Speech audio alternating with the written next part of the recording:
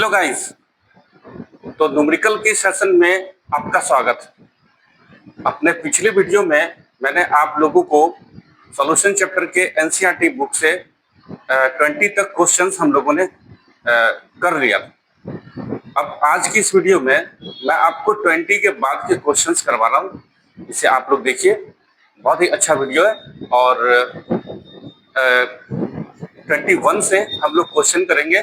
आप स्क्रीनशॉट ले सकते हैं या मेरे साथ साथ आप इसे बना भी सकते हैं। चलिए तो देखते हैं क्वेश्चन नंबर 21।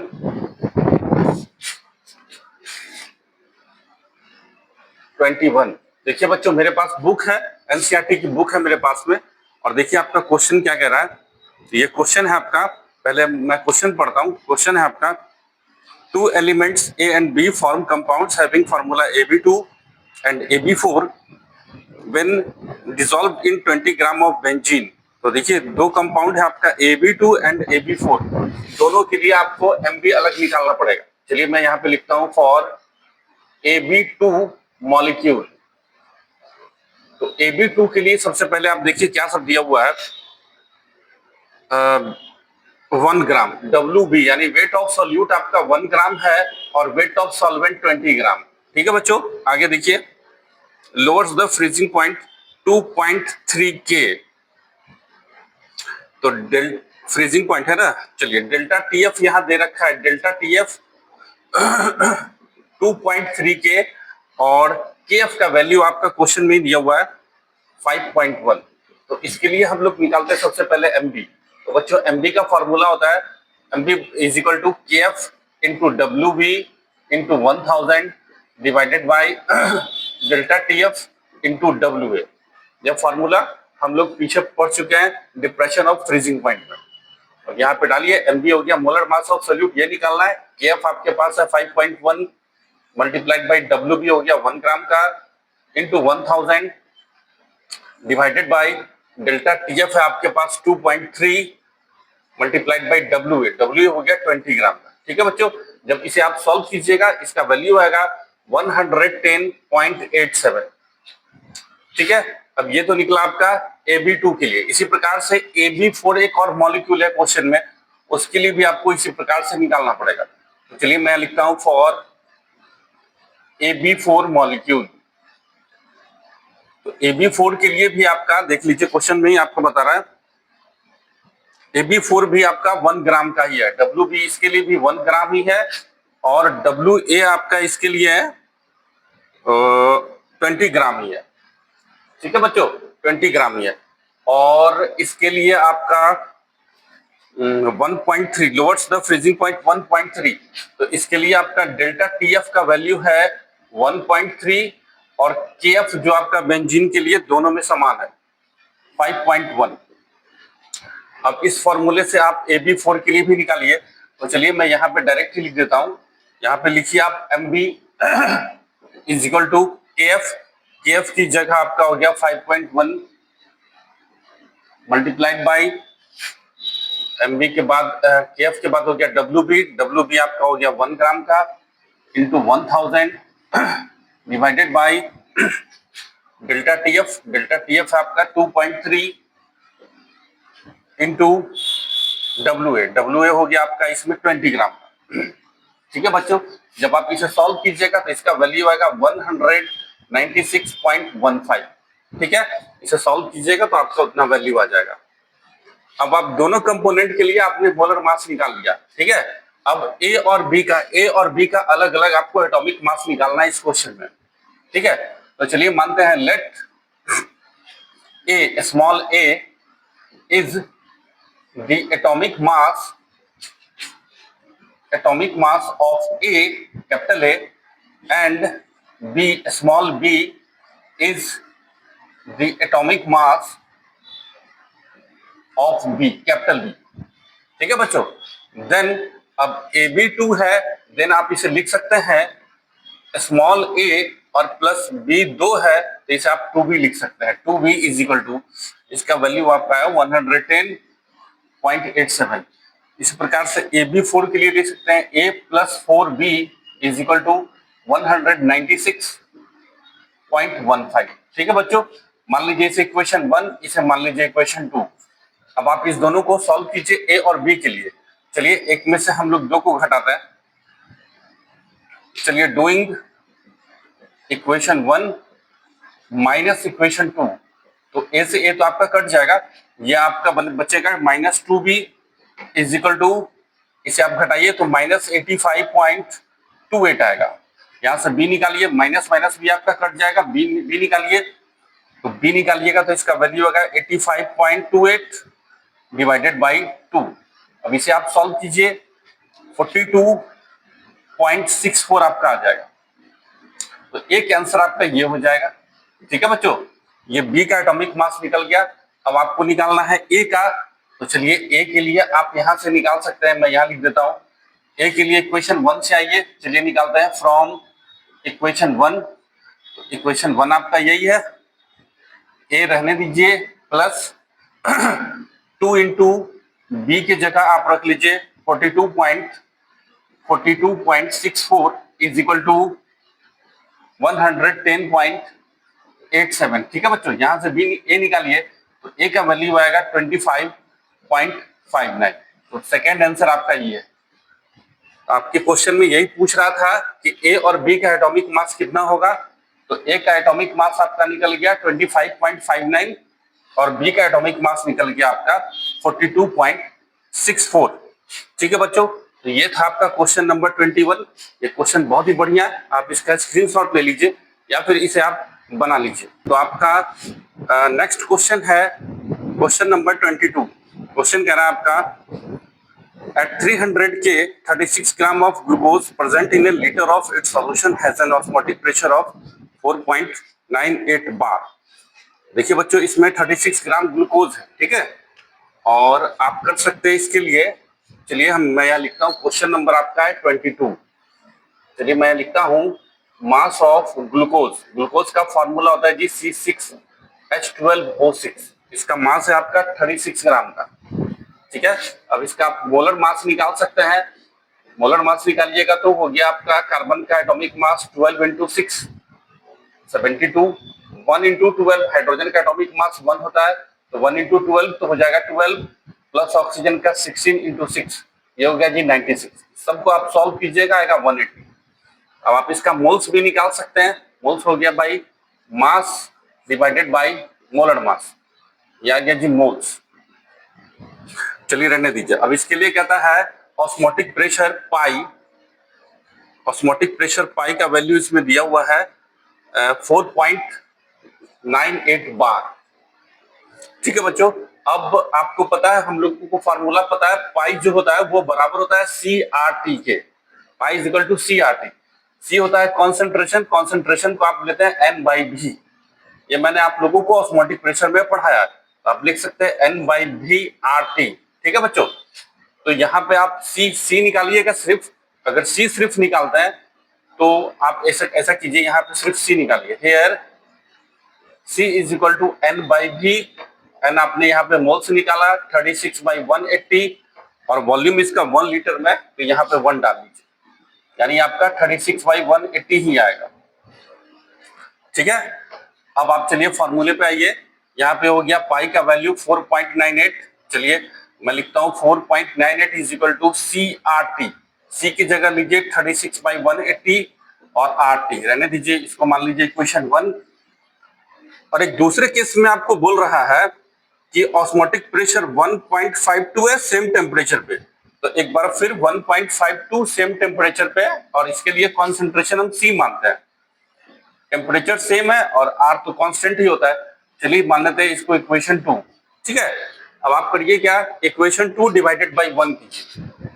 चलिए मैं यहाँ लिखता हूँ equation 2 divided by equation 1।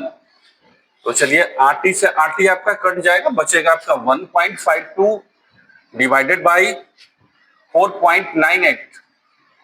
4.98 is equal to C by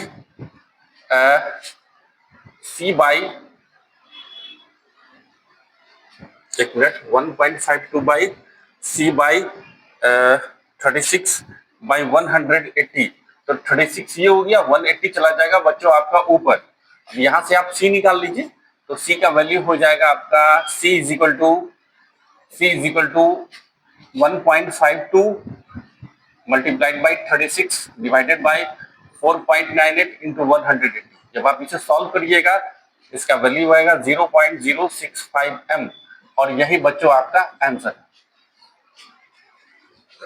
तो ये था क्वेश्चन आपका 22, ये ऑस्मोटिक प्रेशर से था, बहुत ही अच्छा क्वेश्चन था, बना लीजिए या स्क्रीनशॉट ले लीजिए। तो बच्चों आपका नेक्स्ट क्वेश्चन है क्वेश्चन नंबर 23। इस क्वेश्चन में आपका पूछ रहा है suggest the most important type of intermolecular attractive interaction in the following pairs. तो इसका सिर्फ आपको आंसर लिखना है, यहां लिखता हूं। क्वेश्चन नंबर है आपका 23। इस क्वेश्चन में आपका कह रहा है कि जब आप एन हेक्सेन और एन ऑक्टेन को मिलाइएगा तो किस टाइप के अट्रैक्शन फोर्स इन सब्सटेंस के बीच में लगेंगे जो आपका सॉल्यूशन बनेगा। तो पहला एन हेक्सेन और एन ऑक्टेन, तो इसमें आपका जो अट्रैक्शन फोर्स लगेगा इसे हम लोग बोलते हैं वंडर वॉल्स। मैं यहाँ सिर्फ आंसर लिख रहा हूं, क्वेश्चन आपके बुक में है ही। Wonder walls interaction.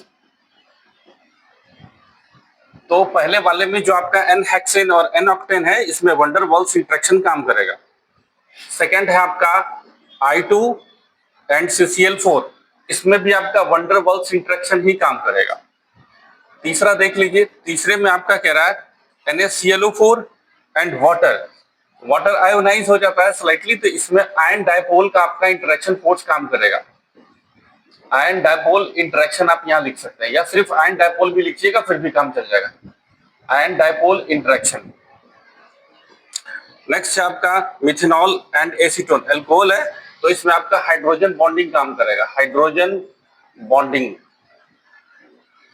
ठीक है। और लास्ट है आपका एसीटोनाइट्राइल एंड एसीटोन, इसमें आपका डाइपोल इंटरेक्शन काम करेगा, डाइपोल इंटरेक्शन, ठीक है बच्चों। बाकी ये सभी जो है आपका ऑर्गेनिक मॉलिक्यूल्स है, जब आप ऑर्गेनिक पढ़ेंगे तो ज्यादा डिटेल से आप जान पाएंगे।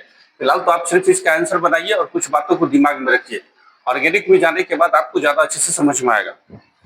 अब देखिए बच्चों नेक्स्ट क्वेश्चन है आपका क्वेश्चन नंबर 24। मैं इसे भी यही बना देता हूँ। क्वेश्चन नंबर 24 में कहता है based on solute solvent interactions arrange the following in order of increasing solubility in an octane and explain. तो इंक्रीजिंग ऑर्डर में आपको सॉल्युबिलिटी बतानी है साइक्लोहेक्सेन, KCl, CH3OH और CH3Cl। इसमें जो सबसे कम सॉल्युबिलिटी होगी वो होगी KCl की, ठीक है बच्चों।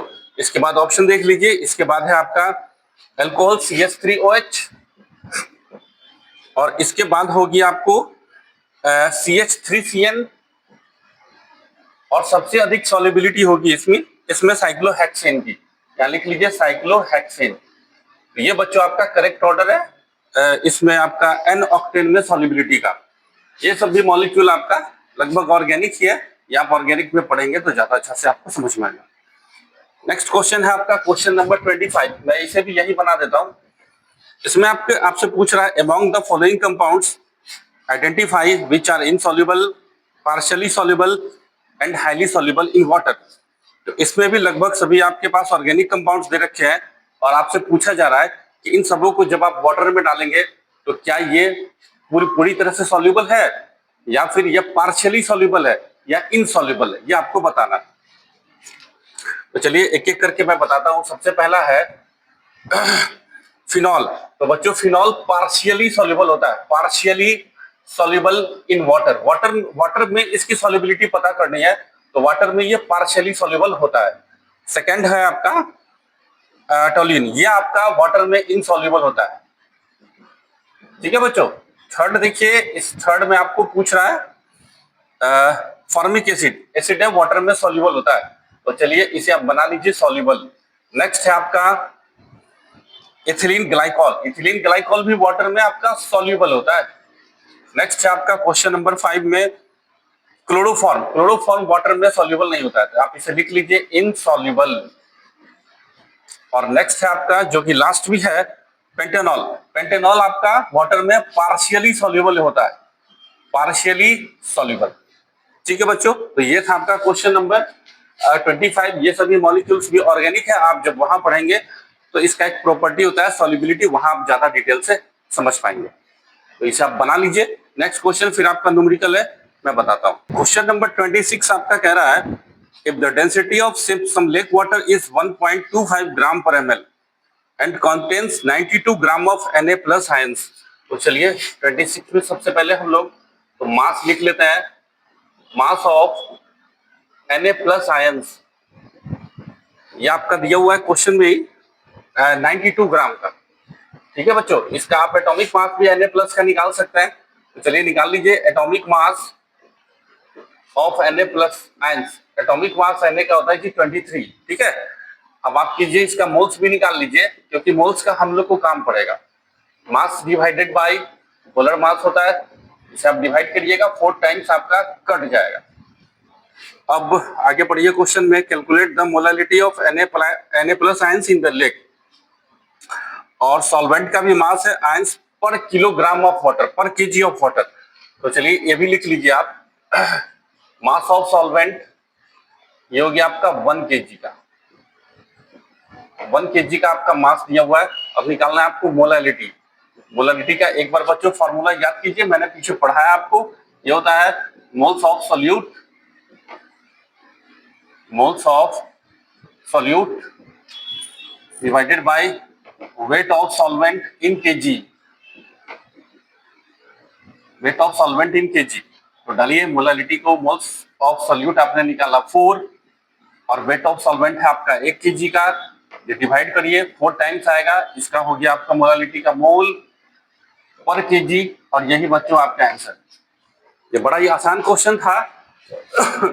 आप देख लीजिए, बहुत ही बढ़िया क्वेश्चन। तो आपका नेक्स्ट क्वेश्चन है क्वेश्चन नंबर 27।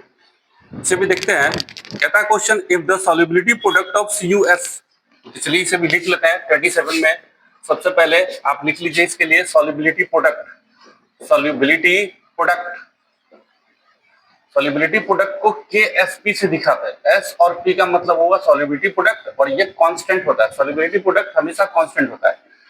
इसका वैल्यू आपको दिया हुआ है क्वेश्चन में 6 × 10⁻⁻16। ठीक है, calculate the maximum molarity of CuS in aqueous solution.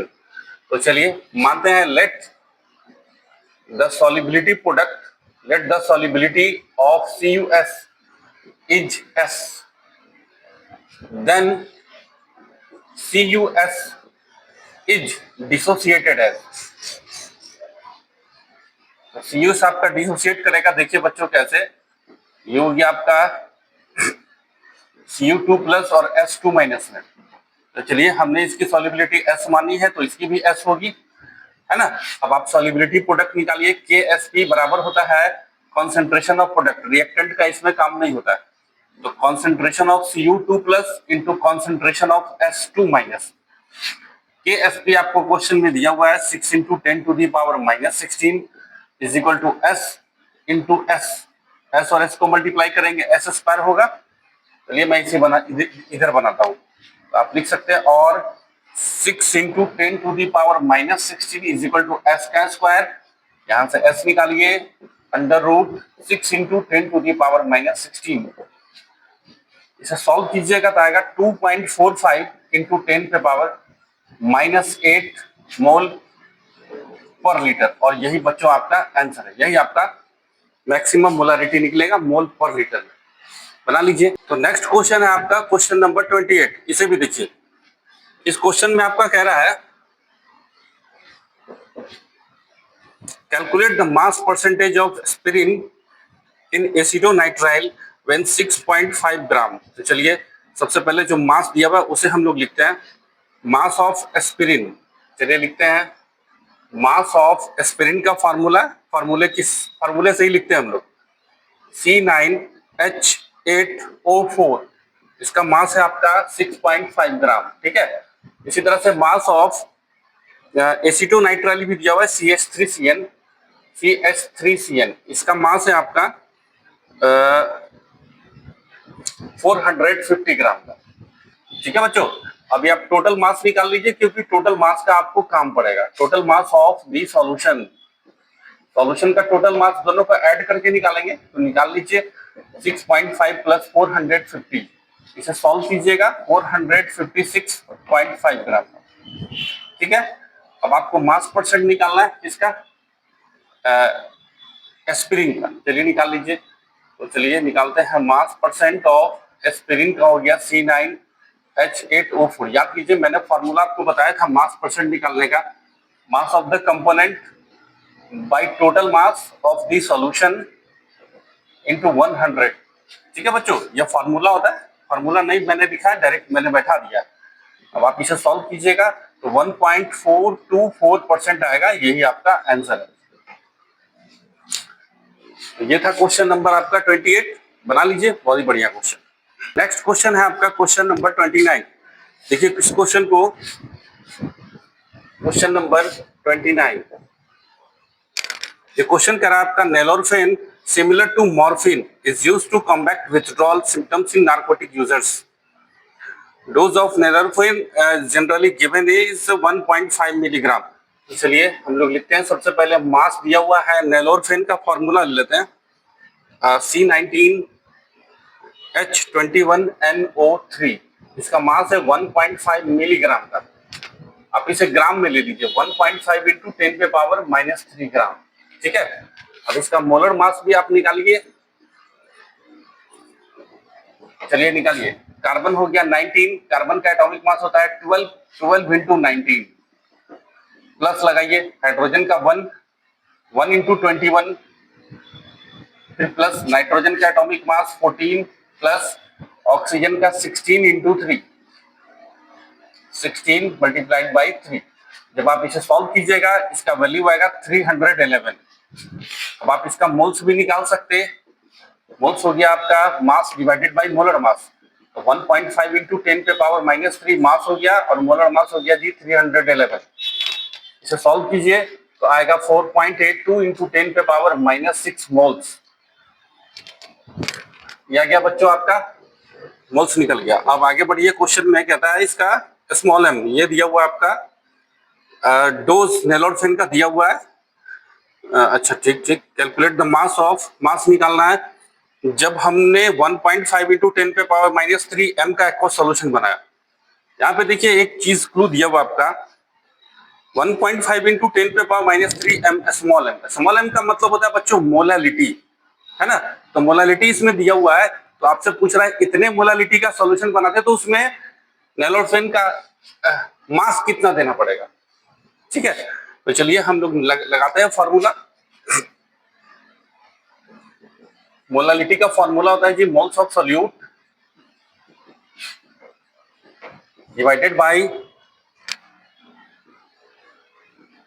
Mass of solvent, और इसे केजी में आपको चेंज करना होगा। मोलालिटी आपको क्वेश्चन में स्मॉल m मैंने बताया था मोलालिटी होता है, तो मोलालिटी का हो गया 1.5 क्वेश्चन में दिया हुआ इंटू 10 पे power -3 is equal to moles of solute आपने निकाला, मोल्स ऑफ सोल्यूट आपने यहाँ पे निकाला moles 4.82 into 10 to the power -6। Mass of solvent आपको निकालना ही है, मास ऑफ सॉल्वेंट, सॉल्वेंट में आप वाटर भी ले सकते हैं, इंटू 1000। ठीक है बच्चों, अब आप कीजिए इसमें, मैं यहाँ बना देता हूँ। मास ऑफ सॉल्वेंट निकालिए, तो चलिए निकालते हैं। Mass of solvent is equal to, ये हो जाएगा आपका 4.82 into 10 to the power -6 into 1000 divided by 1.5 into 10 to the power -3। जब आप इसे सॉल्व करेंगे तो इसका वैल्यू आएगा 3.21 ग्राम, और यही बच्चों आपका आंसर। ये क्वेश्चन आपका बहुत ही बढ़िया था, बना लीजिए या फिर स्क्रीनशॉट ले लीजिए। तो क्वेश्चन नंबर 30 में आपका मास दिया हुआ है बेंजोइक एसिड का, जो निकालना है आपको। इसका मोलर मास हम लोग निकाल सकते हैं 122, और मोलरिटी क्वेश्चन में ही आपका दिया हुआ है 0.15 m। कैपिटल M का मतलब होता है बच्चों मोलरिटी, इसलिए मैंने इसे लिखा है मोलरिटी 0.15। अब आप इसमें मास निकालिए, तो चलिए हम लोग निकालते हैं। सबसे पहले इसके लिए आप फार्मूला ले लीजिए। अच्छा, वॉल्यूम भी क्वेश्चन में दिया हुआ है, चलिए ये भी लिख लेते हैं। वॉल्यूम हो गया 250 ml का। चलिए मोलारिटी का फॉर्मूला बैठाइए। यह फॉर्मूला होता है बच्चों moles of solute, volume of solution. Litre में चेंज करने के लिए 1000 से मल्टीप्लाई करना पड़ेगा क्योंकि ये ml में है। ठीक है, अब डालिए मोलारिटी हो गया 0.15। मोल्स को लिख सकते हैं मास बाई मोलर मास, तो लिखिए मास ऑफ किसका सॉल्यूट, सॉल्यूट आपका बेंजोइक एसिड है C6H5COOH by molar mass of benzoic acid, volume हो गया 250 इंटू 1000। ठीक है बच्चों, अब आप इसे कीजिए सॉल्व। इसके लिए मोलर मास आपको दिया ही हुआ है, चलिए मैं यहाँ सॉल्व करता हूँ। और 0.15 इज इक्वल टू मास आपको निकालना ही है, मैं मास सिर्फ लिखता हूँ। मोलर मास आपका हो गया 122 हम लोगों ने निकाला है, डिवाइडेड बाई 250 इंटू 1000।